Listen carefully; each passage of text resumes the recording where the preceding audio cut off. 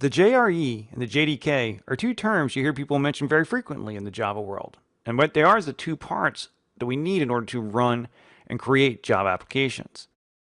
Right, the JRE is the Java runtime environment. JDK is the Java development kit. And so the JRE is what you require in order to run Java applications. And end users normally install the JRE, right? They're the ones who are going to run our apps.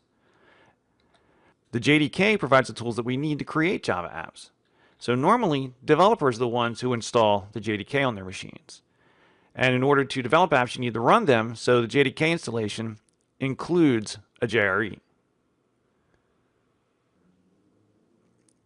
So how does all this work together? Right? If we sit down and we type up a Java source file with our program code inside of it, and we want to go ahead and run that in some host environment, how do we do it? Right? That host environment might be Windows, Linux, could be Mac, could even be a browser, it might be a phone running Android.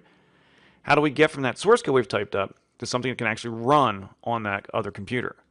Well, that's where the Java Development Kit comes in. Right? Using the Java Development Kit, we can feed our source code into it, and it will produce our Java application.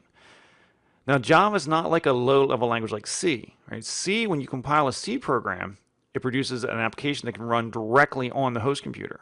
Java uses an abstraction called bytecodes that's platform independent. Right? It allows us to not be tied to a particular host environment, but actually have something that can be run in different host environments. And that's where the Java runtime environment comes in.